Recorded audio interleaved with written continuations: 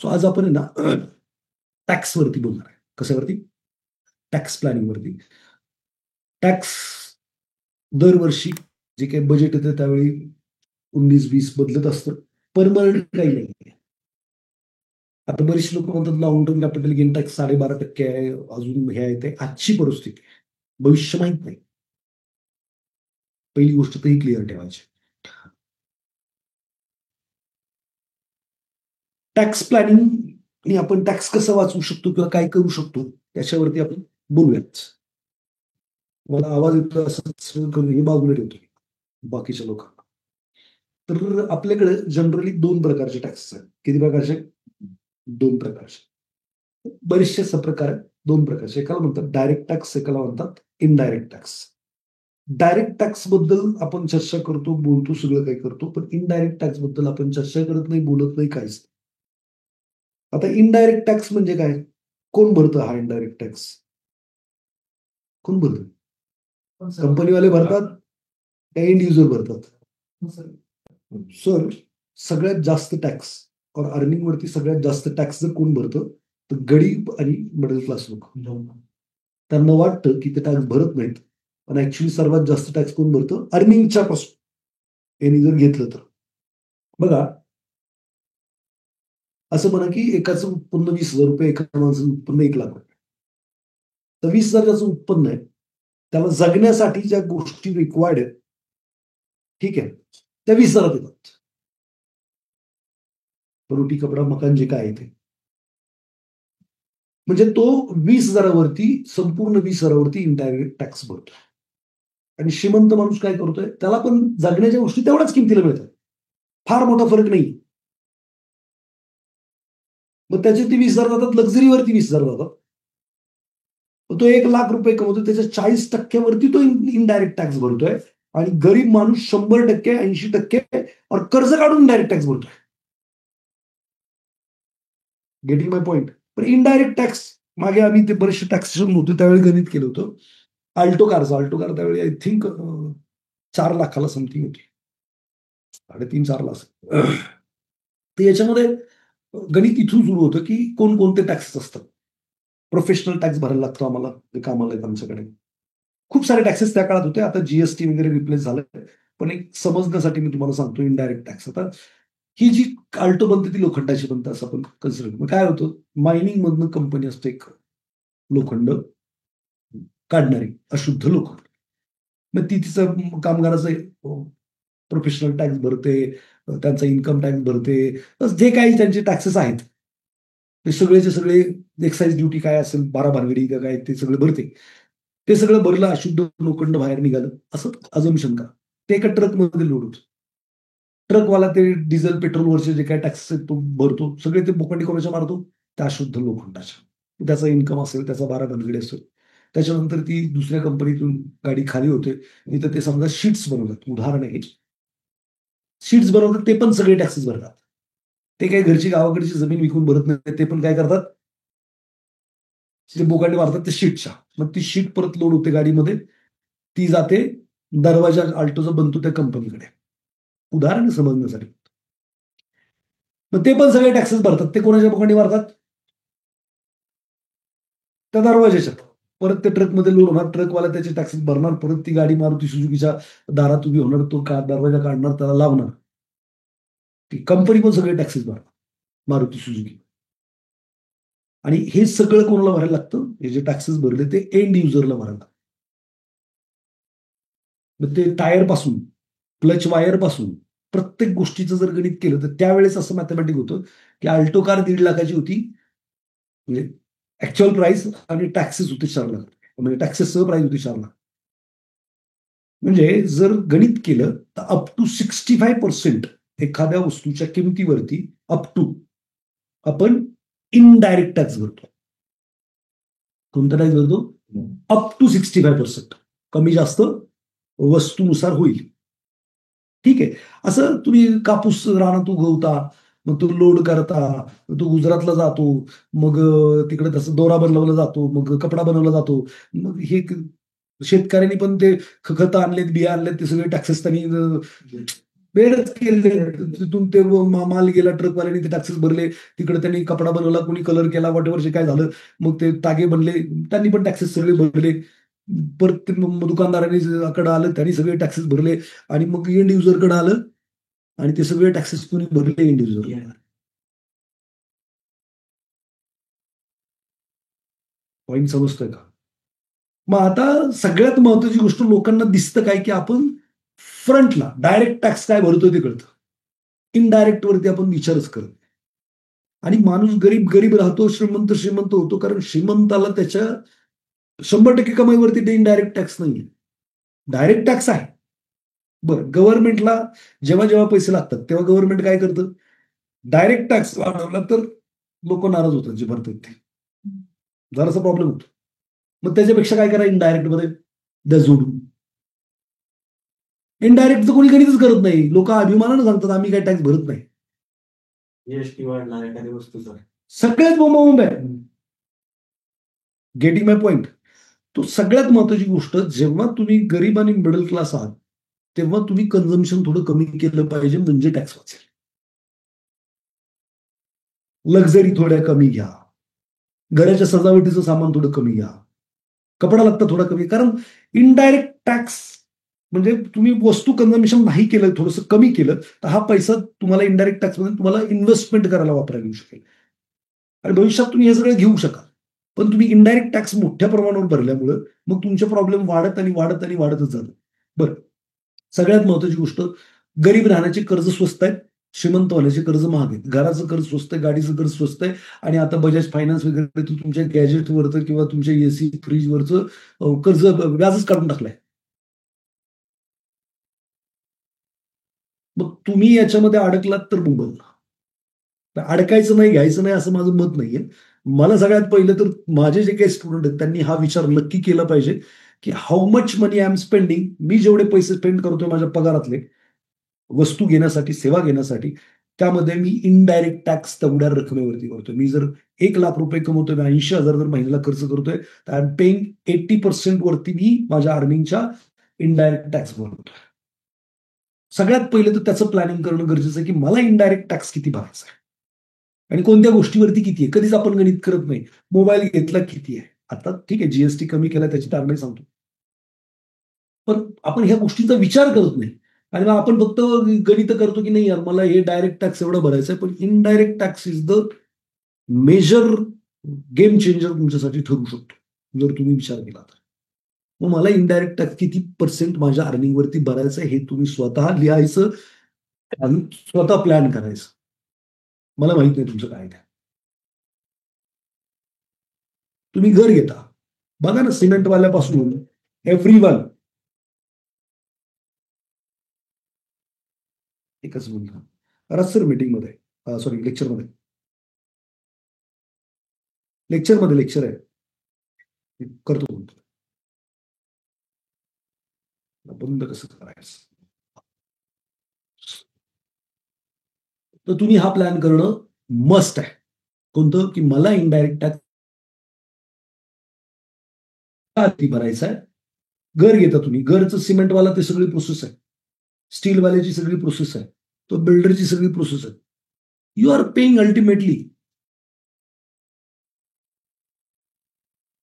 Final end युजरच भरतोय ना सगळे टॅक्सेस. तर तुम्ही जेवढं जास्त कन्झम्पशन वाढवाल, तेवढा जास्त टॅक्स भरा. जेवढं जास्त कन्झम्पशन तुम्ही कन्झम्पशन करूच नका असं माझं मत नाहीये. पण तुमचे पैसे जोरदार कामाला लागू द्या. जरा वेगवेगळ्या ठिकाणावरनं पैसे येऊ द्या आणि मग तुम्ही करा ना कन्झम्पशन. पहिलं पैशाला कामाला लावा. मग राहतच नाही तुमच्याकडे पैसे कामाला लावायला. बिकॉज ऑफ काय गरज आहे आयफोन? 90% आयफोन कर्जावरती विकले जातात. हं? थोडासा विचार करणं गरजेचं आहे. मला तर सामान्यपणे असं वाटतं, की जी लोक टॅक्स टॅक्स बूम मारतायत त्यांनी इनडायरेक्ट टॅक्सचा जास्त विचार करा. काय म्हणायचं, ऑनलाईनवाले आहेत का गेले? क्या मत मत है आपका मेरे इस बारे में? सगळ्यांनी व्हिडिओ बंद, दुसरी कामं सुरू. चॅट बॉक्समध्ये नो रिप्लाय.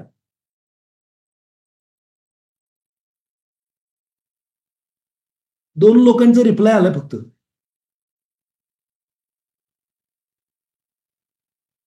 हा, तर जरा मला सांगा किती टक्के करणार आहात, इनडायरेक्ट टॅक्स किती कमाईवरती भरायचा आहे, तुम्हीच ठरवायचं आणि तुम्हीच गणित करायचं. आणि इनडायरेक्ट टॅक्स भरत बसाल तर बोंबललेलं आहे. आता सध्या तर गव्हर्नमेंटने पूर्ण फोकस केलाय कन्झम्पशन स्टोरीवरती, कन्झम्पन वाढवणं. पहिले तर टॅक्स रिजिम मध्ये त्यांनी 12.75 पर्यंत काय केलंय, सूट देऊन टाकली, म्हणजे सामान्य माणसाच्या खिशात पैसे येणार. दुसरं त्यांनी काय केलं, इंटरेस्ट रेट कमी केलेत, रेपो रिव्हर्स रेप कमी कमी केलेत, लिक्विडिटी पुश केली मार्केटमध्ये कन्झम्पशन स्टोरी स्ट्रॉंग करण्यासाठी. तिसरं, आता जीएसटी कमी करून पूर्ण फोकस त्यांचा कन्झम्पशन वरती आहे, हे त्यांनी दाखवून दिलेलं आहे. कळतोय का विषय? इन शॉर्ट, भारतीय मार्केट जोरदार जायलाच पाहिजे अशी सगळी परिस्थिती आहे. टेरिफ बिरीफ हे सगळे विषय चालूच राहतात. पॅरलली ती भीती कायमची मार्केटमध्ये असते आणि कधी पण मार्केट अशा गोष्टींनी खाली गेल्यानंतर परत रिकव्हर केलेलंच आहे. या माणसाच्या आयुष्यात सुख दुःख असतं तसं, किंवा बिझनेसमध्ये चढ उतार असतात तसे स्टॉक मार्केटमध्ये पण हे, आणि अनसर्टन्टी इज द गेम, ती समजली पाहिजे आणि स्टेबल राहता आलं पाहिजे. जो माणूस जीवनातल्या चढ उतारांना शांतपणे प्रत्युत्तर देतो तो सुखी, समाधानी, आनंदी होतो. एंड ऑफ द काय म्हणतात स्टोरीच्या शेवटी. तसं इकडे सुद्धा शांतपणे एखादा स्टॉक पडतो, आता ग्रॅव्हिटा पडला किंवा अजून काय झालं, तर इथनं पॅनिक नाही होईल. ठीक आहे, इट्स अ गेम आहे, प्रॉबिलिटीची गेम आहे, पॉसिबिलिटीची गेम आहे. तर ते अंडरस्टँडिंग समजलं पाहिजे. तर मार्केट म्हणजे गव्हर्नमेंट, आरबीआय सगळ्यांचंच मत आहे की कन्झम्पशन स्टोरी स्ट्रॉंग असली पाहिजे. बर, हे काय आता तुम्ही चढ उतार बघताय मार्केटमध्ये की मराठा आरक्षण याव त्याव हे ज्या काही गोष्टी चालू आहेत. मी बीडचा आहे, आमच्याकडं प्रचंड गरिबी. मी आता मागच्या 2-5 वर्षात पाहतोय गावाकडे की नगदी पिकं घेत आहेत ही लोक. त्यांना स्टेट गव्हर्नमेंट 6,000 रुपये देते, सेंट्रल गव्हर्नमेंट 6,000 रुपये देत आहे, डायरेक्ट खात्यावरती येत आहेत. दुसरं अन्नधान्य 2 रुपये किलोने मिळत आहे, म्हणजे फुकटच मिळत आहे. नगदी पिकामध्ये कापूस झालं, सोयाबीन झालं, हे असं पिकं घेतात, मार्केटमध्ये जाऊन विकतायत. सो यांची आर्थिक परिस्थिती काय झालेली आहे, जमीन आणि आसमानचा फरक पडलेला आहे. एवढी लोक मुंबईमध्ये पोहोचतात, त्यांच्या घरी खायला नसतं तर कोणी पोचलं नसतं. सगळ्यांच्या घरी खायला. मी म्हणत नाही की मराठ्यांना आरक्षण दिलं पाहिजे, नाही दिलं पाहिजे, माझं काही म्हणणं नाही. मी स्वतः मराठी आहे, मला राजनीतिक विषयात जायचं नाही. पण मला सिंपल एक गोष्ट कळते की तुम्ही जर राहणीमान बघाल तर प्रचंड बदललेलं आहे. तुमचं अर्निंगकडे बघा. माझ्याकडे 10,000 रुपयात लोक कामाला यायला तयार होती. आजकाल माझा इंटरव्ह्यू घेतात समोरनं. आणि टेलिकॉलर काही येत नसणारी 25,000 रुपये मागायला लागली आज. ट्रेनिंग द्यायचं तिला, काय करणार माहित नाही, 25 पाहिजे, तिकडे 30 मिळते म्हणताय. बरं, इथं ट्रेनिंग होऊस तर 30चा ऑफर मिळाली की ती सोडत्या. म्हणजे जॉबची कमतरता नाहीये. तुम्ही कसली मंदी, तुम्ही काय करत बसला हे सगळं. आर्थिक निकषावरती झालं पाहिजे. इन शॉर्ट काय, मॉलला जा गर्दी आहे, विमानतळावर जा गर्दी आहे, तुम्ही फिरायला जा गर्दी आहे. साहेब मी ट्रेकिंग करतो मग कितीतरी वर्षांपासून. पहिलं वीकडेज मध्ये आम्ही गेलो तर आम्हाला कुत्रं पण भेटायचं नाही कुठून किल्ल्यावरती, माणूस बघायला भेटत नव्हता. आज कुठल्याही किल्ल्यावरती, आता लास्ट वीक आम्ही राजगडला गेलो होतो, कमीत कमी 100-150 लोक होती गुरुवारी. कालच्या गुरुवारी तोरणाला गेलो होतो, तिथं पण 100-200 लोक होती.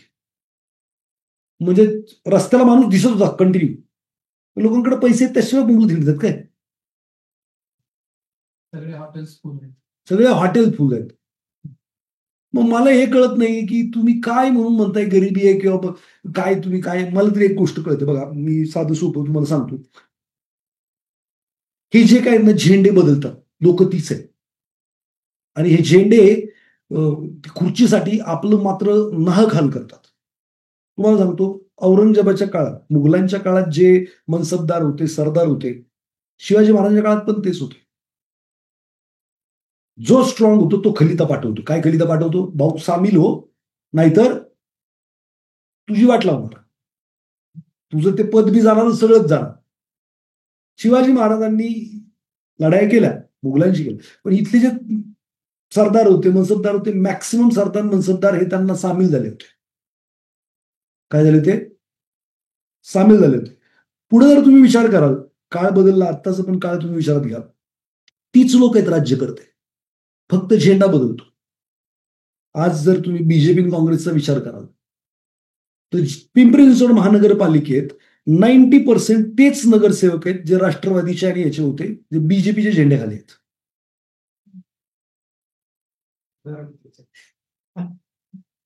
इन शॉर्ट काय की तुम्ही काही म्हणा, फक्त झेंडा बदलला जातो.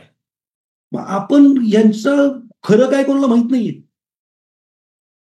म्हणजे आता मी त्या दिवशी जम्मू काश्मीरला गेलो, अमरनाथ यात्रेला.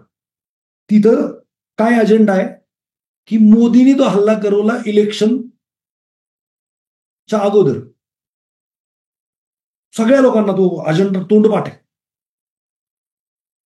बर, मला नाही माहित मोदींनी घडवलं का नाही, मला नाही माहित कोणी घडवलं, पण मला सिंपल एक गोष्ट कळते की तिथं साला मी 2014ला जेव्हा गेलो होतो ना, कोणी पण ऍक्सेप्ट कर, एक रोड बघायला नव्हतं का, काही सुधारणा नव्हती का, काही नव्हतं, रोजगार नव्हता. साहेब प्रत्येक घरातला माणूस गव्हर्नमेंट सर्वंट आहे सध्याची परिस्थिती. रोड काय बनवलं तर काय ते काश्मीर बनवलंय, रिअल स्वर्ग. मोदींना मुस्लिमांविरुद्ध किंवा मोदी बिदी नाही, बीजेपीला मुस्लिमांबद्दलच काय करायचं होतं, कशाला एवढी सुधारणा केली? बर, असं नाही होऊ शकत का की यांना बदनाम करण्यासाठी ह्यांनीच मारले आणि मोदींचा दरवेळेला इलेक्शनच्या अगोदर हेच करतात आणि असं एक अजेंडा बनवतात. आपल्याला खरंच काय माहित नाहीये. वोट चोरी झाली. अरे मी काय म्हणतो, तिकडे खड्ड्यात गेलं सगळं. मला ज्या सरकारच्या राज्यात सुधारणा किंवा ग्रोथ दिसते, मी त्याच्यावर राहिलं पाहिजे. मी म्हणत नाही बीजेपी चांगला आहे, मी म्हणत नाही काँग्रेस चांगला. सिंपल सिंपल गोष्टी ठेवा ना. का तुम्हाला उठाव करायची गरज पडते? खरंच खायला नव्हतं आमच्याकडे. बीड जिल्ह्यातून बिलॉंग करतो, खरंच खायला नव्हतं. आजच्या तारखेला आम्हाला काय प्रॉब्लेम? आमची पोरं पारावरती गुटखा खात बसतात. आमच्या पोरांना युपीएससी एमपीएससी करायचे. मला नाही वाटत बीड जिल्ह्यात 2-4 तर असतील. करतायत आहे बघ खर्च, आहेत त्यांच्याकडे पैसे. कमी असतील पण आहेत ना. हे बघा, मला आर्थिक निकषांवरती पटतं, पण राजकारण म्हणून आपण याच्यात नाही पडलं पाहिजे. काहीही तुम्ही बोलताय, तुम्ही काल म्हणताय काहीतरी असं झालं, आज म्हणताय काहीतरी असं झालं. पहिले म्हणे काय झालं, ते ईव्हीएम मशीनमध्ये घोटाळा, आता म्हणे वोट चोरी केली. मला कळत नाही तुम्ही काय ग्रोथ बद्दल बोला ना, तुम्ही काय करणार आहे आमच्यासाठी. तर अशा नाही अजेंड्यामध्ये फसायला नाही पाहिजे. शानं कोणच नाही आणि त्याच झेंडे आहेत फक्त. बरं, दुसऱ्या तुम्ही आता त्यांना निवडून दिलं, तुम्हाला काय वाटतं इकडची लोक तिकडे राहणार? लोक तीच आहेत ना यार, हाल आपले आहेत खुर्चीसाठी. थोडंसं आपण आर्थिक साक्षर किंवा आता आम्ही मोठे मोठे फायनान्सवाले फंड मॅनेजर असले यांना भेटतो सगळं, तर त्यांचं म्हणणं काही ग्रोथ किधर आहे भाई, गव्हर्नमेंट ग्रोथ की तरफ जा रहा है. जे निर्णय येतात आरबीआयचे त्याच्या येतात ते सगळे ग्रोथच्या बाजूने आहेत. मग आपली ग्रोथ होते तिकडे मरून तिकडे जाऊ द्या. कधी कोणत्या काळात गरिबांपर्यंत पैसे पोहोचले साहेब? या वेळेला जीडीपीचा आकडा 6.7 प्रेडिक्ट केला होता, 6.6 और 6.7, तो 7.8 आलाय. का आला? अर्बन कन्झम्पशन वरती आतापर्यंत आकडे निघत होते, रुरल कन्झम्पशननी बूस्ट केलं हे सगळं. रुरलकडे पैसा आला ना,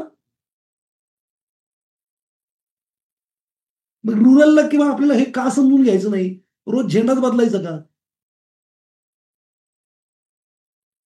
भ्रष्टाचारी सगळेच असतील, मला ते वादच नाही, पण जो माझ्या इकॉनॉमीला बूस्ट करतो तो माणूस पाहिजे ना.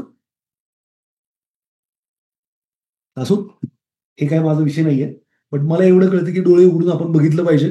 आपल्याला गुमराह केलं जातंय, सगळ्यांकडनंच केलं जातंय.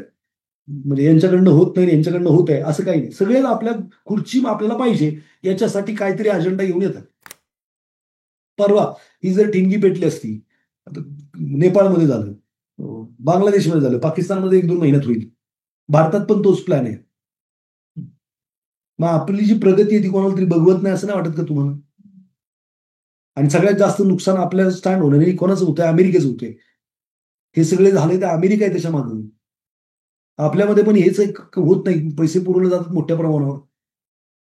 मी साला किती वर्ष झालं बूम मारतोय की आरक्षण मागायचंच असेल तर शिक्षण फुकट मागा आणि आरोग्य फुकट मागा. 50% टॅक्स कमायचे, काय अडचण नाही. माझी कोणी आरोळी ऐकत नाही, का मोर्चे होत नाहीत? पैसा पुरवला जातो इथं. बरं त्या दिवशी जे पाकिस्तान नेपाळमध्ये झालं ते मुंबईमध्ये झालं असतं तर आपण 50 वर्ष मागे गेलो असतो, माहिती आहे का तुम्हाला? बरं मॉबला काही नसतंय. कुठलाच इन्व्हेस्ट झाला नसता. मुद्दा तोच आहे की आपण आपल्याच पायावर का दगड हाणायला बसलोय. ज्या माणसाला धड बोलता येत नाही, संस्कार नाही, असा माणूस लीड करतोय आणि आपण त्याच्या मागे चाललोय. हे सगळं राजकीय खेळी आहेत आणि जर इथं आपण जर फसलो सामान्य माणसं, तर मात्र आपल्याला नुकसान आहे. सामाजिक संदेश येतो टॅक्सवरती. तो टॅक्स. हा थ्रू टॅक्स नाही, हे बोलायला पाहिजे कोणीतरी. आणि मला तर विधी काय तीच होती की अरे यार म्हणलं हे काय हरकत होती घुसायला, वर्षामध्ये घुसायला काय हरकत होती, विधान भवन हातात घ्यायला काय एवढं मोठं होतं त्याच्यात. अवघड आहे ना विषय सगळे. आता मी हे सगळं रीड केलंय सर, डायरेक्ट आणि इनडायरेक्ट टॅक्सेस आम्हाला होतं. पण मला हे कंजम्पशन आपलं आहे का, तर ते हे माहित नव्हतं की कंजम्पशन आपलं कंजम्पशन मध्ये इनडायरेक्ट टॅक्सचा एवढा मोठा वाटा आहे. आपण एवढा मोठा भरतो. मी ह्या तू विचार नव्हता केला. पण आता इनडायरेक्ट टॅक्स वाचवा, ठीक आहे, डायरेक्ट वरती येतोच आहे. मी काय करायचं, मला पीपीटी शेअर करायची नाही का. लोक का बाहेर निघतायत साहेब? तुम्ही जर फायदा करून घेतला या सेशनचा तर ह्यूज बेनिफिट आहे. म्हणजे तुमचं याच सेशन मध्ये मला वाटतं की तुमची फी बी कायमस्वरूपी रिकवर होऊन जाईल, बेनिफिट करून घेतलं तर. हा मेंटॅलिटी नाही, ते बघायलाच लागते तेवढं सगळं. चलो पीपीटी कुठे आहे माझी? दिस इज माय पीपीटी.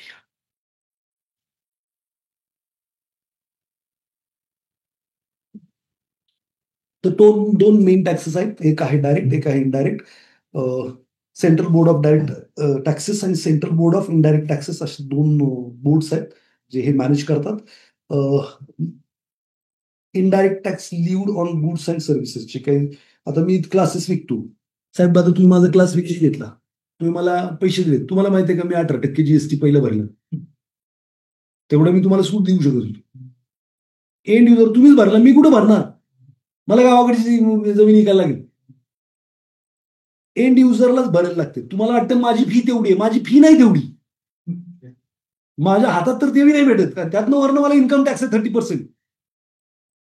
मी जर 100 रुपये कमवले ना तर माझे 42 रुपये टॅक्सला जातात. 100 मधले 18 पहिले गेले, खाली राहिले 82, 30%ला करा 80, 8 त्रिक 24, 24 आणि 18 42 रुपये. मी जे कमवतो अप टू आता 40-45% झालंच की.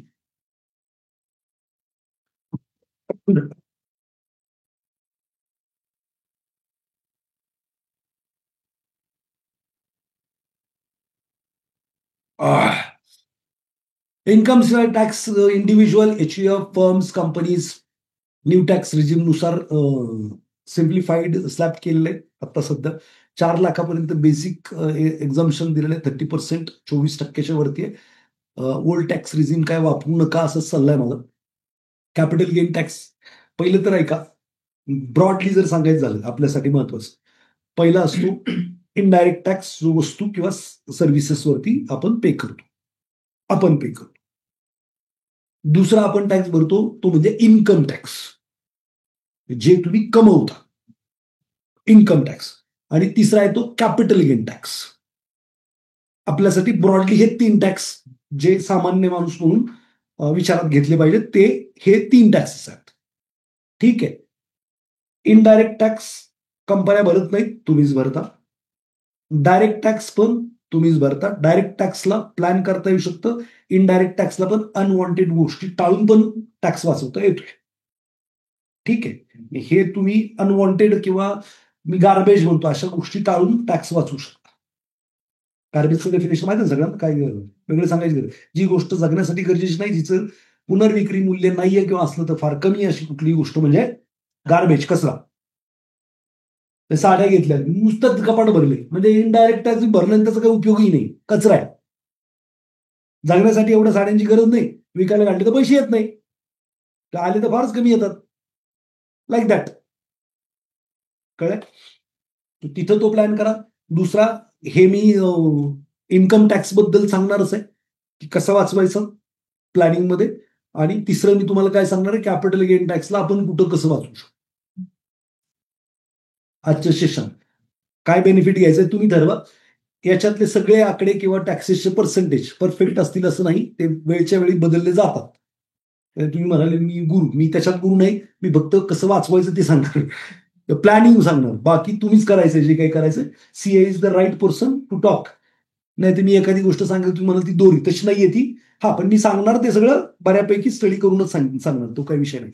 सो कॅपिटल गेन मध्ये दोन प्रकारचे टॅक्स येतात. एक येतो शॉर्ट टर्म कॅपिटल गेन आणि एक येतो long term capital gain. STCG आणि LTCG असं दोन फॉर्मॅटमध्ये ते आपण भरतो. तर कोणतंही कॅपिटल गेन म्हणजे काय, तुम्ही एक्स वस्तू X रुपयाला घेतली आणि Y रुपयाला विकली, याच्यामध्ये जो वाढलेली रक्कम आहे त्याच्यावरती लागणार टॅक्स. मग तो बँकेत FD ठेवली, ₹1,00,000 ठेवले, त्याचे 1,07,000 झाले, हे 7,000वरती लागणार टॅक्स. कॅपिटल गेन म्हणून येतात. ठीक आहे, आता ते अर्निंग मध्ये आलंय ते पण सांगतो मी तुम्हाला. किंवा तुम्ही स्टॉक मार्केटमध्ये ₹10,00,000 लावले, त्याचे ₹12,00,000 वरच्या 2,00,000वरती लागणार.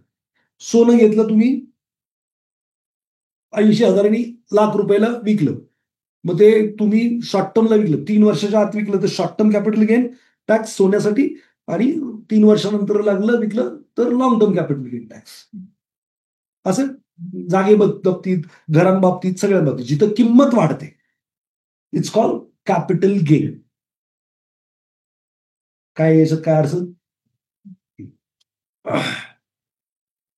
मग इन्कम टॅक्स प्लॅनिंग मध्ये आम्ही असा सल्ला देतो की multiple head of tax payer in family असले पाहिजेत. Gift to parents major children is tax free. म्हणजे तुम्ही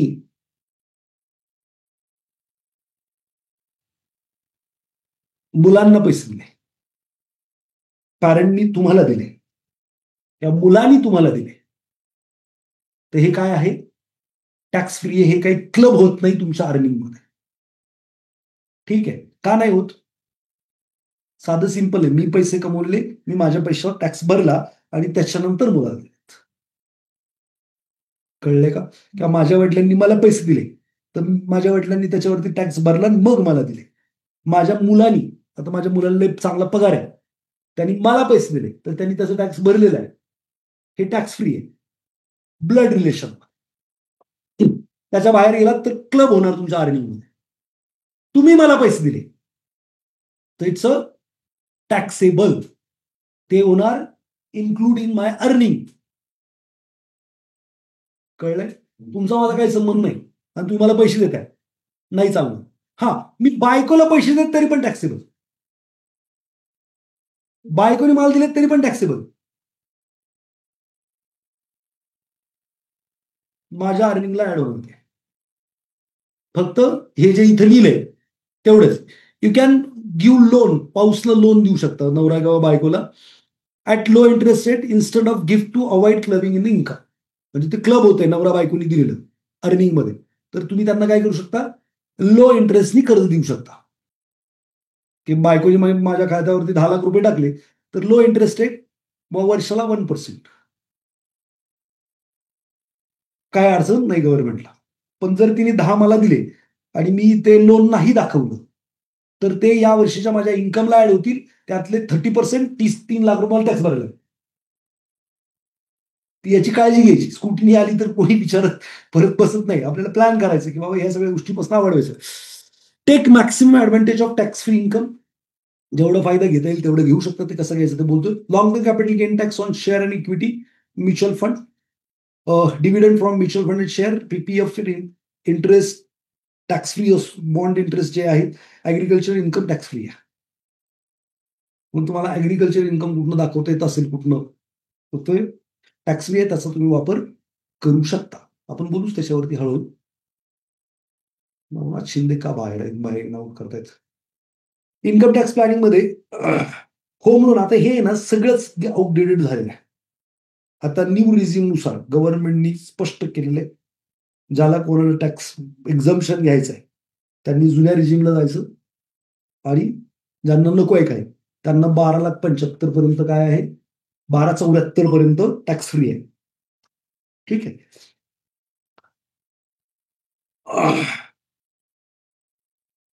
रिअल इस्टेटमध्ये स्वस्तात घ्या, महाग विकलं 3 वर्षानंतर केलं तर आता त्याच्यामध्ये पण काय पहिलं जुनं होतं इंडेक्सेशन वापरायचं. इंडेक्सेशन म्हणजे काय, की महागाई जेवढी वाढले तेवढ्या गेनमधनं मायनस करायचं आणि राहिलेल्या पैशावरती 20% टॅक्स भरायचा. तर गव्हर्नमेंटने तो पण विषय काढून टाकलाय. जुन्या पीपीटी आहेत. मग मी आता जे नवीन पद्धती सांगणार दरवेळेला चेंज करायला माझ्याकडे वेळ नाही. मग बसलो होतो पण नाही झेपलं मला. तासभर घातलं तरी पण काहीच बदललो, बाकी सगळं बदलू शकलो नाही. पण आता वर्बल सांगतो मी. इंडेक्सेशन म्हणजे काय, तर होलसेल प्राइस इंडेक्स आणि कन्झ्युमर प्राइस इंडेक्स असे 2 इंडेक्सेस भारतामध्ये चालतात. ठीक आहे. तर होलसेल प्राइस इंडेक्स समजा होलसेलमध्ये एक्स वस्तू एक्स प्रमाणात घ्यायला आज किती पैसे लागतात, सर्टन कालखंडानंतर किती पैसे लागतात, त्याच्यामधला पर्सेंटेज ऑफ डिफरन्स म्हणजे इन्फ्लेशन. मग त्याचा इंडेक्स बनतो. म्हणजे 100 होता, यावर्षी लागत होते 107 म्हणजे 7% महागाई वाढली. मग इंडेक्सेशन म्हणजे काय, की मी एक वस्तू विकत घेतली किंवा मी जागा विकत घेतली 1,00,000 रुपयाची, 3 वर्षानंतर 1,25,000ला विकली. तर 3 वर्षात महागाई किती टक्के वाढली बघा, इंडेक्स किती टक्के वाढला, तर 7% महागाई वाढली तर 7 त्रिक 21 म्हणजे 25% 21 रुपये मायनस करायचे, 4 रुपयावरतीच फक्त टॅक्स भरायचा. असं long term capital gain tax real इस्टेटमध्ये होता. ठीक आहे. त्याचं आता काय झालंय, की गव्हर्नमेंटला एवढं लक्षात आलंय, की रिअल इस्टेटमध्ये महागाई एवढे पण रिटर्न वाढत नाहीयेत. 6-7% महागाईच वाढते आणि रिअल इस्टेटचे रिटर्न 5-6%च आहेत. सो आपल्याला काही टॅक्स मिळत नाही. मग गव्हर्नमेंटनी काय केलं, की फ्लॅट 12.5% टॅक्स केला. तर मी बरेच वेळा सांगतो 6% 6%. मग अशी मी असंच आहे ना गुगलवरती ही क्वेरी टाकली. काय, की real estate return in 20 years in India. Over the last 20 years, India average property price has raised 6% each year according to CRISIL. भरपूर एकदम मोठी संस्था आहे. ग्रेडिंगचं काम करतात ते. ग्रेडिंग. तर साधं सोपं, महागाई 6% वाढते, 7% वाढते आणि तुम्हाला इंडेक्सेशनचं बेनिफिट दिलं तर आम्हाला पैसे नाही मिळणार. मग रिअल इस्टेटमध्ये जर ऍव्हरेज रिटर्न हे मागच्या 20 वर्षात मी स्वतः काय केलंय का, मी स्वतः सांगतोय लोकांना 6% लोक मला येडत करतात. एखाद्या वर्षी वाढतात जोरात, पण over a period of time काढलं तर तेच आहे ना. Getting me or not. मग गव्हर्नमेंटच्या हे लक्षात आलं, गव्हर्नमेंट बिझनेस माइंडेड आपलं, त्यांना त्यांचं उत्पन्न कमी नाही करायचं. मग त्यांनी काय केलं, आता long term capital gain tax flat 12.5% केलेला आहे. याच्यामध्ये शॉर्ट टर्म पण आहे. बिफोर 3 years जर तुम्ही विकलं तर जो काही गेन होईल त्यात 20% भरा.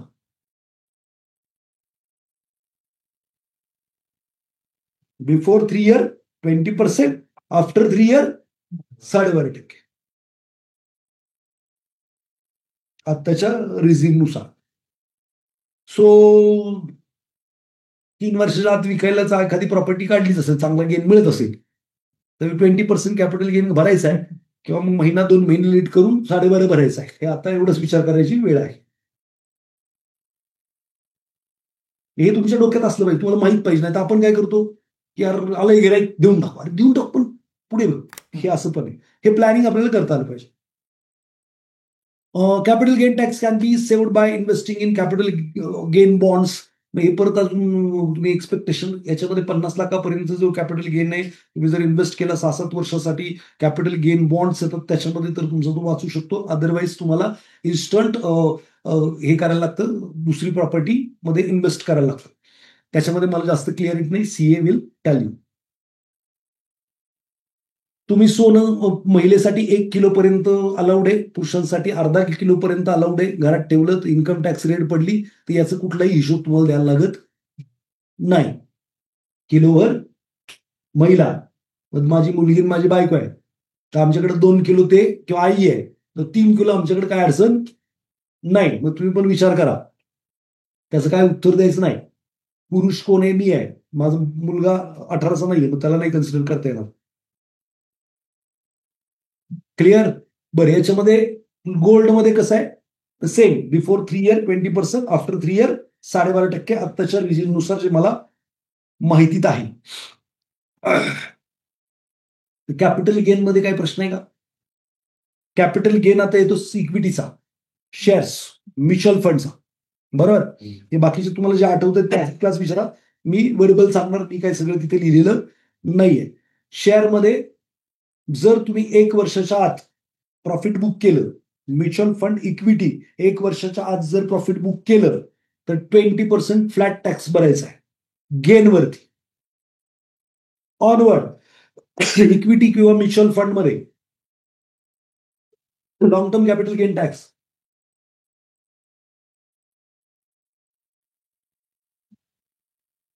₹1,25,00,000 लागत नाही. 1,25,00,000 वरती 12.5% भरावा लागणार. क्लिअर आहे? याच्यात काय अडचण? दुसरं, समजा माझी बायको कमवत नाहीये, तिचं कॅपिटल गेन 4,00,000 म्युच्युअल फंड मध्ये झालं किंवा स्टॉक मध्ये झालं तर त्याला टॅक्स लागणार नाहीये, भले कॅपिटल गेन झालं तरी. का? तर तिचं काहीच अर्निंग नाहीये. नाही, ते परत मी सगळं विचारून घेऊन सांगतो तुम्हाला. टॅक्स प्लॅनिंगसाठी सीएला मी प्रश्न विचारतो ना, मला पण तुम्हाला सांगायचं, मला विचारायला लागते ना. मग मी त्याला विचारलं का अर्निंग नसेल तर 4,00,000 अर्निंगला तुम्हाला कुठलंच टॅक्स नाही, कॅपिटल गेन मधनं येऊ द्या, कुठलं पण येऊ द्या, तर 4,00,000 लागणार नाही. त्यानंतर डेट म्युच्युअल फंड असतील, त्याचं जे अर्निंग आहे पहिलं शॉर्ट टर्म लॉंग टर्म असं होतं, आता ते राहिलं नाहीये. डायरेक्ट तुमच्या अर्निंगला जे काही स्लॅबमध्ये येतं त्या अकॉर्डिंग तुम्हाला भरायला लागेल. सेम थिंग एफडीच्या बाबतीत सुद्धा कॅपिटल गेन टॅक्स तुमच्या अर्निंगला अटॅच होणार. तुम्ही किती पैसे कमवता, तुमचा जो स्लॅब आहे त्यानुसार ते जाणार. अजून कुठे कॅपिटल गेन होतो आपल्याला? पैसे वाढतात आपले. इक्विटी म्युच्युअल फंड क्लिअर झालं, डेट म्युच्युअल फंड डेट पण क्लिअर झालं. रेंट अर्निंग पण तुमच्या रेग्युलरला अटॅच होईल.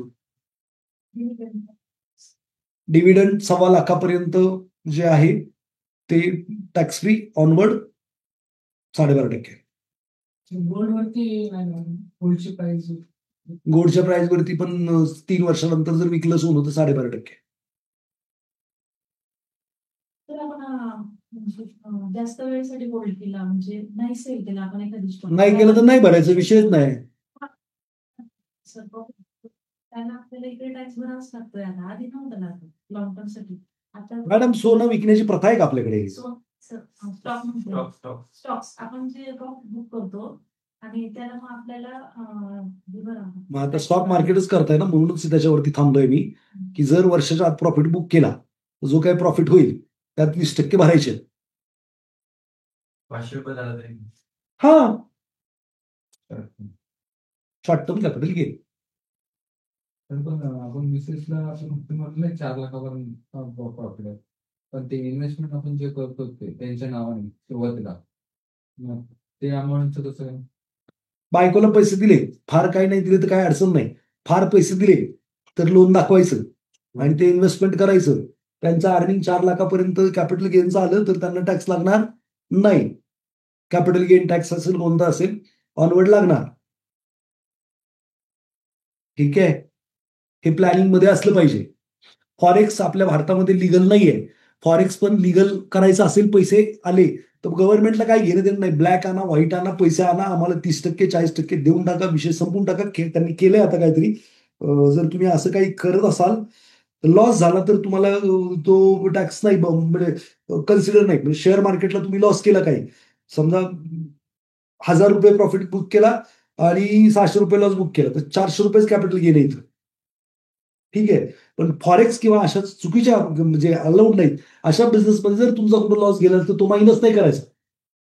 म्हणजे तुम्ही फॉरेक्स मधनं समजा वर्षात ₹10,00,000 कमवले आणि तुम्हाला ₹8,00,000 नुकसान झालं तर 10,00,000वरती टॅक्स भरायचा. तुम्ही काय पण करा तिकडे. हे असं काय बरंचसं काय आता केलेलं आहे गव्हर्नमेंटने, की लोक आता हे करतायत, उद्योग क्रिप्टो घेतायत, ह्याव करतायत त्याव करतायत. क्रिप्टोला पण सेम कंडिशन आहे, नाही तर तुम्हाला लिगल पैसे वापरताच येत नाहीत. टॅक्स भरा आणि लिगल करून घ्या, काय अडचण. दाखवा स्टेटमेंट. पळवाटा अजून आहेत का? आहेत, पण त्या पूर्ण बंद करण्याच्या प्लॅनमध्ये गव्हर्नमेंट दिसत आहे. ठीक आहे, अजून काय कोणाचा प्रश्न? ऑनलाईनवाले खूप महत्वाचं सेशन आहे माझ्या हिशोबाने, कारण तुम्ही सगळे लोक श्रीमंत होणार आहात. हे नॉलेज नसेल तर कार्यक्रम आहे तुमचा. फॉरेक्स वरती अजून रेग्युलेशन साठी ट्राय करते गव्हर्नमेंट मध्ये असं. खूप साऱ्या गोष्टी आहेत, अजून लिगल नाही, संपला विषय. हो. त्याच्यावरती जास्त बोलण्यात पॉईंटच नाही ना. पण मग काही लोक कसे बिझनेस करतात फक्त फॉरेस्टचा. मग त्यातनं लॉस झाला तर विषय क्लोज. त्याच्यावरती काही नाही बोलायचं. प्रॉफिट होईल त्याच्यावरती टॅक्स भरायचा. तो 30 का 40% केलाय, मला आता एक्झॅक्ट माहित नाही. CA will the right person, मी पहिलंच सांगितलं. मी थोडंसं टॅक्स प्लॅनिंग बद्दल बोलतोय की तुम्ही कसं कसं कुठं कुठं सेव्ह करू शकता. इक्विटीला म्युच्युअल फंडला आहात, वर्षाला 1.25 लाखापर्यंत प्रॉफिट बुक करून काय करायचं? काही नाही. समजा तुम्ही एका म्युच्युअल फंडमध्ये आहात, मिड कॅपमध्ये आहात, 1.25 लाखाचं प्रॉफिट बुक करायचं म्हणजे काय? पैसे स्विच करायचे लिक्विडमध्ये आणि दुसऱ्या दिवशी परत स्विच करायचे इकडे, संपला विषय. 1.25 लाखापर्यंत प्रॉफिट बुक करून घ्यायचं. 10 वर्षात समजा तुम्हाला 15 लाखाचं कॅपिटल गेन झालं आणि दरवर्षी तुम्ही 1.25 लाखाचं प्रॉफिट बुक करत राहिलात तर 12.5 लाखावरती टॅक्स भरायचंच नाहीये. वरच्या 2.5 वरती तुम्हाला 12.5% भरायचं आहे. ठीक आहे, हे ट्रिक वापरू शकता. बायको बाबतीत वापरू शकता, तुमच्या बाबतीत वापरू शकता आणि एचईएफ बद्दल वापरू शकता. एचईएफ काय असतं आता थोड्या वेळात येतो मी त्याच्यात. तर बँक अकाउंट वेगवेगळे ठेवलेलं बेटर असतं का कॉमन जॉईंट ठेवलेलं? जॉईंट पण असावं एखादं आणि वेगळे तर असलेच पाहिजे, तो काय विषय आहे. टोटल इन्कम तुमचं कुठलं कुठलं येते ते रेग्युलर अर्निंग मध्ये सॅलरीज आहेत, इन्कम फ्रॉम तुम्ही रेंट मधला प्रॉपर्टी, प्रॉफिट अगेन्स्ट बिझनेस और प्रोफेशन काय करत असाल, कॅपिटल गेन येत आहे आणि इन्कम फ्रॉम सोर्सेस. इन्कम मध्ये काही जे गोष्टी डेट सांगितलं ते तुमच्या रेग्युलर अर्निंग मध्ये येईल, ग्रॉस इन्कम मध्ये येईल आणि स्टॉक मार्केट, प्रॉपर्टी, गोल्ड हे जे सांगितलं ते तुमचं कॅपिटल गेन मध्ये येईल. तर ते इन्कम टॅक्स झालंय 12.75चा जो स्लॅब आहे तर 12.78 झाला तर मग 4 लाखापासूनच पूर्ण कव्हर करतील का? नाही, 12 लाखापर्यंत टॅक्स माफ आहे. 12,10,000 जर उत्पन्न झालं तर मग तुम्हाला काहीतरी बराच टॅक्स भरायला येतो. म्हणजे ते स्लॅबनुसार 5% हे जे टॅक्स आहे, मग याच्यावरती नील आहे 4 लाखापर्यंत. 4 ते 8 मध्ये 5% म्हणजे 20,000. इथं 10% म्हणजे 40,000, 60,000 झाले आणि तुमचं 12 लाख आहे, बरोबर ना? तर 60,000 रुपये 12,10,000 झालं तर भरायला लागतात, बरोबर ना? मग गव्हर्नमेंटनी काय केलंय की बाबा तुम्ही 12,75,000 पर्यंत 74 पर्यंत गेलात, ठीक आहे, तुम्हाला 74,000 पर्यंत टॅक्स म्हणजे 12,10,000 तर फक्त 10,000 टॅक्स भरा. 12,20,000 झालं तर 20,000 भरा. 12,30,000 झालं तर 30,000 भरा. 12,74,000 पर्यंत 74च्या पुढे गेलं की त्याच्या पुढची रक्कम भरा. ते बी एक्झाम्प्टेड आहे 75 पर्यंत, 74 पर्यंत. आणि त्याच्या पुढे समजा 13 लाखाचं उत्पन्न असेल 26,000 टॅक्स भरायला. एक्झॅक्ट मॅथमॅटिक करून दाखवू शकतो, पण एवढं करायची गरज नाही, आपल्याला फक्त समजून घ्यायची गरज आहे. सो हे आहे 0 to 4 नील, 4 to 8 5%, 8 to 12 10%, 12 ते 16 15%, 16 ते 20 20%, 20 ते 24 25% आणि 24च्या वरती 30%. एनपीएसला पण एक्स्ट्रा बेनिफिट आहे का? हो, एनपीएसला ते बेनिफिट घेतलं की रेजिम ऍप्लिकेबल नाहीये. नाही, आम्हाला कंपनीमध्ये सांगितलेलं होतं की 50,000 एक्स्ट्रा आहे ना तुम्ही करू शकता. नाही असू शकेल. CA will the right person to tell you.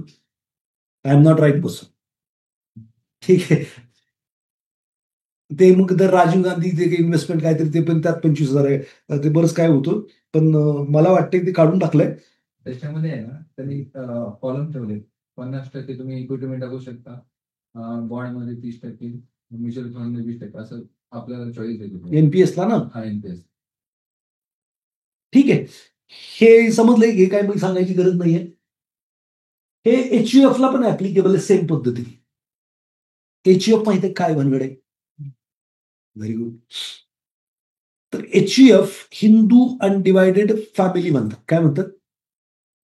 Hindu undivided family. कोणत्याही हिंदू पुरुष, हे पहिलं वाचून घ्या मग तुम्हाला जास्त बेटर कळेल.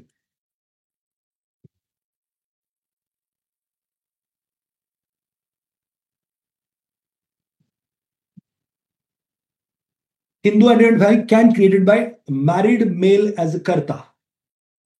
Separate income tax payer, एक हेड तुम्हाला मिळतं. कॅन इन्व्हेस्ट, गुंतवणूक करू शकता, बिझनेस करू शकता. कॅन हॅव टॅक्स रिबेट, जे काही जुन्या रेजिमेंट 80%. स्टॅम्प बनवायला लागतो, पॅन कार्ड बनवायला लागतं, सेव्हिंग अकाउंट काढायला लागतं, इन्व्हेस्टमेंट करू शकता, बिझनेस करू शकता. गिफ्ट घेऊ शकता. Any gift received by the members of HUF, birthday, marriage can be treated as an asset of HUF. You can transfer money received on sales of accelerator property assets into your वर्षांची property इकडं transfer करू शकता. In short, एक माणूस आपल्याला tax head म्हणून मिळतो HUF. HUF काढायचंय तर तुमची फॅमिली एकत्र करायची. मी इथून उठत नाहीये, ऍक्च्युली मला उठून काय लिहायचं पण असतंय, पण इकडे दिसत नाही मी आणि तिकडे लिहून काय उपयोग नाही, मग मी इकडेच बोलतोय. तर तुमच्या फॅमिलीचं तुम्ही CA कडे जायचं किंवा टॅक्स कन्सल्टकडे, तो तुमचं ते काहीतरी करून घेतो आणि ते तुम्हाला रजिस्टर होतं HUF काढलं की त्याचा एक शिक्का बनतो, पॅन कार्ड येतं. पॅन कार्ड घ्यायचं, शिक्का घ्यायचा, बँकेत जायचं, अकाउंट ओपन होतं. नाव तुमचंच असतं, जे काही तुमचं XYZ नाव आहे, आणि कंसात येतं HUF, हिंदू अनडिवायडेड फॅमिली. ठीक आहे, अकाउंट ओपन केलं. आता याच्यावर तुम्ही रेंटेड इन्कम घेतलं, तुम्हाला भाडे येते, तर ते अर्निंग होणार कोणाचं? HUF. 4 लाखापर्यंत अर्निंगला याला पण टॅक्स लागत नाही. आणि सेम टॅक्स स्लॅब जो तुम्हाला इंडिव्हिज्युअल ऍप्लिकेबल आहे तो त्याला पण इंडिव्हिज्युअल ऍप्लिकेबल. कळालंय का? मग आता तुम्ही ते पैसे आलेले इन्व्हेस्ट केले, मग तिथं पण 1.25 लाखापर्यंत इक्विटीला काय एक्झम्पशन. मग तुमच्या खात्यावरती समजा तुम्ही दोघांचं 2.5 लाख रुपये प्रॉफिट झाला तर 2.5 वरती 1.25 तुम्हाला सूट मिळाली, 1.25 तुम्हाला टॅक्स भरायला लागला. इकडे मात्र, आणि सेम तुम्हीच ऑपरेट करू शकता, तुमचंच अकाउंट असणार, तुमची सही असणार, सगळं काही सेम टू सेम असणार. Hindu undivided family. कळालंय? तुमच्या वडिलांकडून काय आलं ऍड ऑन, नातेवाईकडे कोणाकोणाकडनं पैसे घेऊ शकतात ते पण दाखवतो. ते टॅक्स फ्री आहे. मग तुम्ही इंडिव्हिज्युअल नावाने घेतले तर मग प्रॉब्लेम आहे. Getting me? तर याची थोडीशी माहिती तुम्ही पण वाचायची, CA ला पण विचारायची. मी फक्त टॅक्स प्लॅनिंग मध्ये आमच्या येतं की तुमच्याकडे HUF, याच्या पुढे टॅक्स बचत करायची असेल ट्रस्टचा ऑप्शन. एवढं काही डीपली मी काय सांगत बसणार नाही, रादर दॅन मलाच तेवढी माहिती नाही असं समजा. मी माझ्या कृती काढलेली आहे, माझं पण ट्रस्ट आहे तिथून, बट त्याचे बरेचसे टर्म्स कंडिशन आहेत. परत मी टॅक्स बचतीसाठी माझं ट्रस्ट आहे. हा, ट्रस्ट म्हणजे ट्रस्ट धर्मदाय आयुक्तालय जाऊन नोंद करायची, त्याला बरेचसे टॅक्सला एक्झम्पशन्स आहेत. मी त्याची प्रॉपर्टी किंवा त्याचे जे वस्तू आहेत ते होऊ शकतो, विकायचं म्हटलं तर, आणि मला इंडिव्हिज्युअल पैसे घ्यायचे म्हटलं तर बरेचशे अडचणी. मग त्याचा अभ्यास, वेगवेगळ्या प्रकारचे ट्रस्ट असतात, ते आता मी तुम्हाला इथं बसून ते एक्सप्लेन करायला गेलं तर मलाच नाही येते अर्धवट, मी तुम्हाला अर्धवट सांगत काय मजा नाही. मला HUF बद्दल बऱ्यापैकी माहिती आहे, that's why I am explaining here. हा, काय काय असते, how to put fund in HUF. There can be numerous way, some popular way. त्याच्यामध्ये पैसे कसे कसे टाकू शकता. You can receive gift from members of bigger HUF. तुमच्या आईवडिलांचं HUF आहे, स्पाउसच्या आईवडिलांचं HUF आहे, यू कॅन यूज त्यांच्या HUF मध्ये.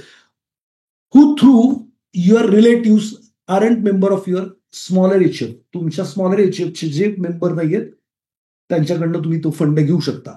Parent can also gift fund to HUF via gift deed. Clearly specify that gift is directed toward son HUF, not toward the son. मुलाला दिलेले नाहीयेत, त्याच्या HUF ला पैसे दिलेत हे त्याच्यात मेन्शन पाहिजे. Gift can be accepted from stranger but only up to 50,000 पर्यंतच तुम्ही स्ट्रेंजर कडून तुमच्याकडनं मी HUF ला पैसे स्वीकारू शकतो इन अ इयर. त्याच्यापेक्षा जास्त आलं तर टॅक्स भरायला लागणार. गिफ्ट टॅक्स काय असेल तो जो काय असेल ते. Benefits of forming and HUF. काय benefit? HUF is eligible for deduction under जे काही पहिलं होतं आत्ताच्या रिजिमनुसार जे काही आत्ताचे बेनिफिट आहेत ते सगळे त्याला ऍप्लिकेबल आहे. HUF ऑल्सो एन्जॉय एक्झम्पशन अंडर जे काही तुम्हाला जे काही टॅक्स लाभ आहे ना सेम त्याला तुमच्याकडे अजून एक हेड आहे. इन शॉर्ट मला सांगायचं जातं पैसे तुम्ही स्वतः HUF ला देऊ शकता, काय काय करू शकता. 50 लाखाच्या वरती आलं तर tax gift received is taxable income from the source.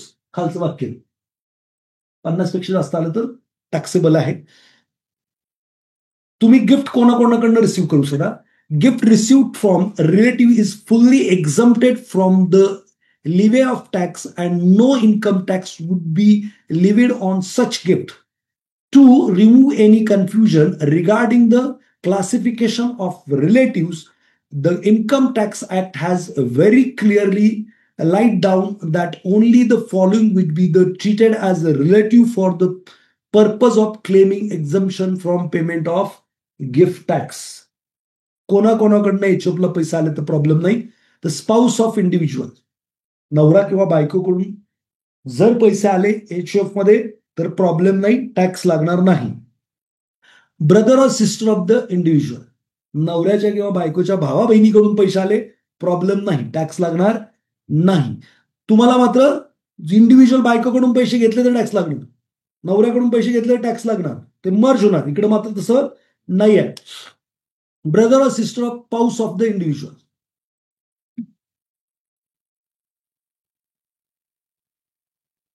तुमच्या भावा बहिणीकडे झालं बायकोची चालते. Brother of sister of either of the parents of the individual, म्हणजे तुमच्या आई वडिलांचे किंवा बायकोच्या आई वडिलांचे ब्रदर सिस्टरकडनं आलेले पण चालतील. Any linear ascendant or descendant of the individual, वरची साखळी खालची साखळी, म्हणजे मुलाची मुलं वरचे हे चालणार, काय अडचण नाही, त्यांच्याकडनं पैसे आले तुम्हाला टॅक्स नाही लागणार तिथे. एनी लिनियर एसेंडर और descender of the spouse of the individual, नवरा किंवा बायकोचं पण, आणि spouse of the person mention about, जो करताय करता पुरुषच असणार आहे कंपल्सरी, आणि हिंदू लोकांना हे ऍप्लिकेबल आहे. कळलं इथं? पैसे तुम्ही इंडिव्हिज्युअल कोणाकडनं घेतले, बायको नवऱ्याकडनं घेतले तरी प्रॉब्लेम आहे. तुम्ही फक्त पॅरेंट और तुमची मुलं यांच्याकडनं घेतले तरच ते नाही आहेत, क्लबिंग नाही होते. अदरवाईज बाकीच्यांकडे घेतले तर क्लबिंग होत आहे. तुम्हाला तुमच्या सासऱ्याकडनं पैसे घ्यायचे आहेत तर क्लबिंग होणार तुमच्याकडे, मग त्यात टॅक्स भरायला लागेल. पण हे जर HUF ला घेतले तर काय प्रॉब्लेम नाही. HUF ला जे काही टॅक्स स्लॅब तुम्हाला ऍप्लिकेबल आहे तो त्याला पण ऍप्लिकेबल आहे. Investments are also similar. मी म्हणतो तुम्ही प्रचंड पैसे कमवले, एकट्याच नावाने ठेवले, तर तुम्हाला म्हातारपणी तर काम नाही करणार आहे असं म्हणूया, फक्त तुमचं कॅपिटल गेन इन्कम आहे असंच मी म्हणेन. तर सिम्पल HUF ला 4 लाखाची सूट आहे, तुम्हाला 4 लाखाची सूट आहे. कॅपिटल गेन म्हणतो, आता तुम्ही काम करायचं बंद केले कॅपिटल गेन असं असणार. 8 लाख हे झाले. HUF ला 1.25 लाखापर्यंत सूट आहे, तुम्हाला 1.25 लाख रुपयापर्यंत सूट आहे, म्हणजे किती झाले 10.5 लाख रुपये. हे काय झाले, टॅक्स फ्री झाले पूर्ण. मग स्लॅबनुसार समजा तुम्ही उदाहरण 10 लाख रुपये 20 लाख रुपये कमवले इंडिव्हिज्युअल अकाउंटला, आणि HUFच्या अकाउंटला तुम्ही 10 कमवले आणि इकडे 10 कमवले, तर इंडिव्हिज्युअल अकाउंटला जर तुम्ही 20 लाख रुपये कमवले तर तुमचा टॅक्स किती जाणार या स्लॅबनुसार. पहिल्या 4 लाखापर्यंत काही नाही, पुढे 4 लाखापर्यंत 8 लाखापर्यंत 5% म्हणजे 20,000, पुढे 12 लाखापर्यंत 10% म्हणजे पुढच्या 2 लाखाला तुम्हाला 20,000 म्हणजे 40,000 टॅक्स भरायला लागेल तुम्हाला 20 लाखाच्या अर्निंगवरती, सॉरी इंडिव्हिज्युअल अर्निंगवरती, आणि याच्यावरती पण तेवढाच भरायला लागेल. म्हणजे तुमचे 40-80 हजार रुपये टॅक्समध्ये 20 लाख रुपये अर्निंग होईल. पण तुम्ही 16 ते 20च्या नुसतं स्लॅबमध्ये गेलात तर किती 25% आहे. त्याचेच 2 लाख रुपये होतात. 2 होतात किती? 1 लाख रुपये होतात. कळलं का? बाकीचा अर्निंग स्लॅब काढत बसलात तर मग ते टॅक्स तुमचा काढायचंच म्हटलं तर काढूयात. मला लिहिता येत नाही म्हणून मी काढत नाही. पण पहिलं 4 फ्री, दुसऱ्या 4 वरती तुम्हाला 20,000, तिसऱ्या 4 वरती तुम्हाला परत 40,000, पैकी झाले 60,000. तिसऱ्यावरती 15% ना, हा, 15 चोक 60, 60 आणि 60 1,20,000, बरोबर ना. आणि परत 16 ते 20 ते 1 लाख, 2,20,000 रुपये तुम्हाला इंडिव्हिज्युअल टॅक्स भरायला लागेल. पण तुम्ही जर प्लॅनिंग नाही केला तर मात्र 20 लाखावरती 80 भरायला लागते, इकडे 2,20,000 रुपये भरायला. सेम थिंग तुम्ही तुमच्या बायकोबद्दलही करू शकता. म्हणजे जेव्हा तुम्ही रिटायर व्हाल किंवा उद्याच्याला तुम्ही फायनान्शियल फ्री होण्याचा विचार करताय, आणि मी असा विचार करतो की तुमचं इन्कम हे कॅपिटल गेन मधून असणार आहे, तर बायकोचं पण 5.25, बरोबर आहे, 4 लाख बेसिक आणि 1.25 लाख हे आत्ताच्या रिजिमनुसार, HUFचं 5.25 आणि तुमचं 5.25, म्हणजे टोटल तुमचं 15,75,000, म्हणजे 16 लाखाचं अर्निंग हे टॅक्स फ्री करू शकता प्लॅनिंगनी. याच्यात काय प्रश्न आहे का? ऑनलाईन वाले प्रश्न आहे का? जो करता असेल तोच अकाउंट यूज करून वापरू शकतो. हा. दुसरं कोण? तुमचं अकाउंट तुम्हीच वापरता ना, तसं मग सर्वजण फॅमिली तर दुसरं नाही, करताच एकच. ते अकाउंट कुठे काढू शकतो आपण बँकेत? Hello, getting me or not? Online वाले आणि त्या अकाउंटने आपण डीमॅट अकाउंट पण ओपन करू शकतो. त्याच्यावरून करू शकतो. बिझनेस करू शकता, काय पण करू शकता.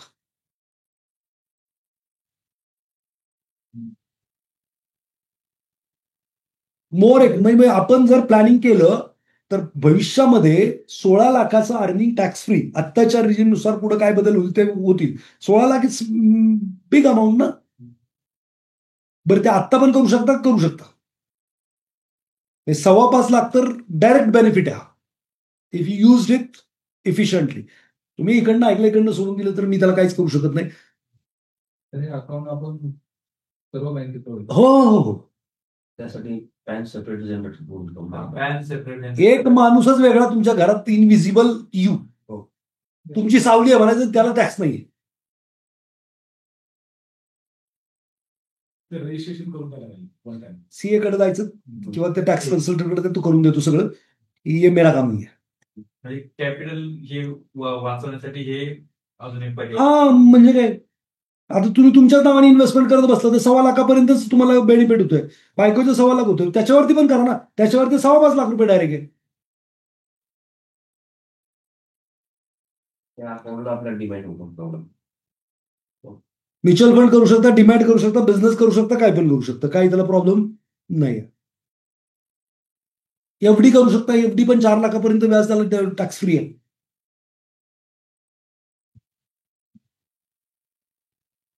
वापर केला तर मला वाटतं हे एकच सेशन आहे ज्याच्यामध्ये तुमची फी सगळी रिकव्हर झालेली आहे. परत माझ्या नावाने बोलायचं सर चांगले म्हणजे अर्थात. मग हे ओव्हरऑल नॉलेज असेल तर आहे ना, श्रीमंती मिळते पण आणि टिकते पण. आता तुम्ही लक्ष किती देताय मला माहित नाही, पण मी तुम्हाला खूप सारे की पॉईंट शिकवले. हा जो प्रोग्राम आहे ना, हे सगळं शिकण्यासाठी आम्ही लय माती खाल्ली आहे, आणि मी सगळं ते FFC मध्ये टाकलंय. पण तुम्ही किती इफेक्टिव्हली वापरता, मी दरवेळेला काहीतरी टूल टेक्निक्स देतोच आहे. स्टॉक मार्केट हे एक हत्यार आहे आर्थिक लढाई लढण्याचं, पण ती मानसिकता पण पाहिजे आणि बाकीचे पण हत्यार पाहिजेत ना तुमच्याकडे. त्या कुटुंबात एक अकाउंट ओपन केलं तर उद्या पुन्हा मुलासाठी करायचं असेल तर हो, ते करू शकतो. तुमचं बिग HUF झालं, त्यांचं स्मॉल HUF. तुमच्या आई वडिलांचं पण करू शकता जर असतील तर. 18 वर्ष कंप्लीट. हा, लग्न झालेलं पाहिजे. ओके. अनमॅरिड लोकांना नाही जमणार HUF काढायला, पण तुम्हाला आहेत जे गोष्टी ना ते माहीत असलेच पाहिजे. बरं, बेअर मिनिमम तरी माहिती पाहिजे. ट्रस्ट इथून पुढचा वेगळा विषय आहे, मग तर तुम्हाला किती पण टॅक्स वाचवता येतो. पुरुषाच हवाय, मिसेसच्या नावाने नाही घेणार ना, पुरुषच हवाय. पुरुष हवा. भेटेल ना सर, जरी मिसेस असली तरी, लेडीज असली तरी सेम. म्हणजे पहिलेला नाही काढतायत मॅडम, पुरुषच पाहिजे. पण जर मग टॅक्स एक्सटेन्शन असेल नसेल तुम्ही म्हटलं जसं 4 लाखापर्यंत महिलेला फ्री आहे आणि महिलेला नाही, पुरुष पण, मी पण काम धंदा करत नसेल ना तर 4 लाखापर्यंत मला कॅपिटल गेन आलं तर मला नाही टॅक्स लागणार. EHF मध्ये ते आपण आपले फॅमिली मेंबर्स असले मग त्यात लेडीज पण येतील ना सर? हो, हो, म्हणजे काय, तुम्ही, तुमची मुलं आणि तुमचा नवरा एवढी लोक येतात EHF मध्ये. मेन अकाउंट होल्डर हा, आणि मुद्दा काय की तुम्हाला पैसे कोणाकडनं स्वीकारायचे, तर प्रॉब्लेम काय, तुम्ही इंडिव्हिज्युअल घेतले क्लबिंग होते, त्याच्यावर टॅक्स भरायला लागतो. टॅक्स बरोबर. EHF ला घेतले टॅक्स नाही भरायला लागणार, ती नावं दिलीत तुम्हाला, तिथे लिहूनच दिलंय मी.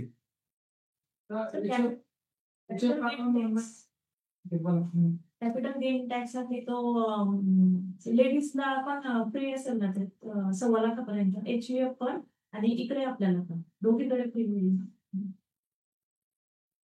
म्हणजे अमाऊंट एक्सेप्ट करायला काही लिमिट नाही. काही नाही. There's no limits. बाकीकडे 50,000 तर त्यांनी per year राहणार. दुसऱ्याकडनं हो. हे जे ब्लड रिलेशन काही limit नाही. रिलेशनला काही लिमिट नाही, अनलिमिटेड. तर अकाउंट EHF मधनं जर पैसे इंडिव्हिज्युअल अकाउंटवर घेतली तर त्याला टॅक्स क्लबिंग होणार. टॅक्स लागणार नाही. वापरा ना, मज्जा करा, कशाला घ्यायचं तुम्हाला, तुमचंच आहे ना, काय फरक पडतो इकडे घ्यायचे आणि इकडे. बरं, घेऊन काय खर्चच करणार आहेत ना, तिकडे घ्या ना. बरं, घर घेऊ शकता, गाडी घेऊ शकता, EHF वरती सगळं काय करू शकता. तुम्हाला लिमिट कुठं नाही येतं. रेंट घेऊ शकतो रेंट घेऊ शकता, आणि तेच आपण वापरायचं ना, आपलं वापरायचं. वापरा की, अडचण काय, त्याला पण तो डेबिट कार्ड मिळतंय, ऑनलाईन मिळतंय, तुम्हाला काय काय प्रॉब्लेम नाहीये. पण भविष्यात मुलांचं लग्न झालं किंवा त्यांचं EHF काढून द्यायचं, हे सगळं EHF तिकडे शिफ्ट करून टाकायचं, संपला विषय. पोराला दिलं तुमचं चालेल, पण परत अजून कोणी दुसऱ्याने दिलं तर प्रॉब्लेम आहे. तुमच्या आजोबांनी दिलं, म्हणजे पोराच्या, तुमच्या वडिलांनी दिलं, त्याला डायरेक्टली क्लबिंग होईल. त्याचा हिशोब काय त्याच्या आजी आजोबांनी, दुसऱ्या आजी आजोबांनी दिलं तरी प्रॉब्लेम होईल. असं वरच्या प्रॉपर्टी खाली शिफ्ट कशा करायच्या, टॅक्स भरूनच करायचे का सगळ्या. चल, श्रीमंत होणार हे तुम्हाला माहित पाहिजे. That's it. EHF चे रिटर्न वेगळे भरावे लागतात की सेम रिटर्न मध्ये? नाही, वेगळं भरायला आहे, सगळं इंडिव्हिज्युअल आहे, वेगळं आहे. यू कॅनॉट हे करू शकत. ही जी लिस्ट आहे एवढी फक्त लक्षात ठेवा तुम्ही, या लोकांकडनं पैसे घेतले चालतात.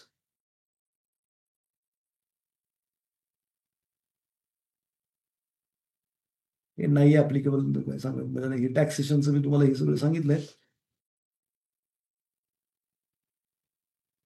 दर वर्षाला 1.25 लाखाचं बुक करा. तुमचे काही प्रश्न असतील ते येऊ द्या. मला वाटतं माझ्या PPT ही काही थोड्याशा राहिल्यात बॅकला, मग अशी करत होतो काहीतरी. हा, EHFचे टॅक्सेसचे एक्झम्पशन सेम ॲज इट इज आहे. हे पहिल्या का ओल्ड रिझिम मध्ये काय होतं, इकडे काय होतं ते लिहिलंय, सेक्शन 80C वगैरे, ते आता वापरायचंच नाहीये. फक्त हे बिझनेस एक्सपेन्सेस डिडक्शन तुम्हाला मिळू शकतं. त्याच्यावरती बिझनेस करताय, तुम्हाला जसं एक्झम्पशन मिळतं तसं त्याला पण मिळतं. बाकी वरच्या गोष्टी तुम्ही पण वापरत नाही, EHF ला पण वापरता येत नाहीयेत. बेनिफिट काय, EHF tax benefits, Hindu individual family provide several tax advantage making it effective to tax planning and financial management. Separate taxation आहे. EHF enjoy independent tax treatment. मग अशी PPT बनवत होतो आणि मी ते वाचत होतो, ते सगळं फोटो काढून टाकलं, काही डोकं लावलेलं नाही. मग ते मागे पुढे झालं त्याच्यामुळे. मला सगळ्यात नवीन बनवायच्या होत्या, पण मला काही वेळ मिळाला नाही. Family total tax burden, tax free wealth accumulation, income earn by EHF is taxed separately, allowing saving on personal taxation. Deduction and exemption, EHF can claim various deduction under ATC, ATD, ATG. तुम्ही insurance पण काढू शकता तुमचे त्याच्यावरती, त्याचे पण benefit तुम्हाला मिळतात. म्हणजे तुमचं लईच आई वडिलांचं काढायचं वेगळं, तुमच्या याच्यावरती ATD ला लिमिट होतो, त्याच्यावरनं पण काढू शकतो. पण आता ते विषयच नाही राहिला. Loan approval, a properly field ITR strengthen loan application for business और प्रॉपर्टी परचेस. EHF ला घर घ्यायला पैसे मिळतात आणि बिझनेस करायला पण पैसे मिळतात. ITR प्रॉपर लागतात, जशी तुमचे लागणार तशी त्याचे लागणार.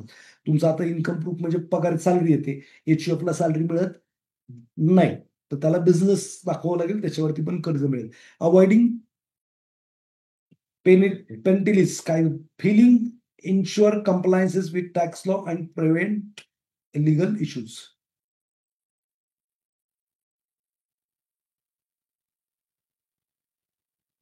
Is that value added?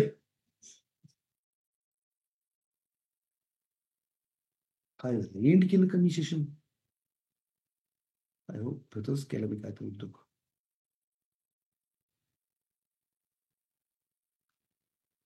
काय प्रश्न असतील तर अदरवाईज फार सिरियसली घ्या. हे जे सेशन आहेत ना, आमचं हा पहिला प्रोग्राम होता, नाव होतं फायनान्शियल फ्रीडम मास्टरी. हा एक आणि एक सेशन खूप महत्वाचा आहे. हे जर शिकलात, स्टॉक मार्केट पॅरलली तर आहेच आहे, तो विषय नाहीच आहे, but you will video on करा, व्हिडिओ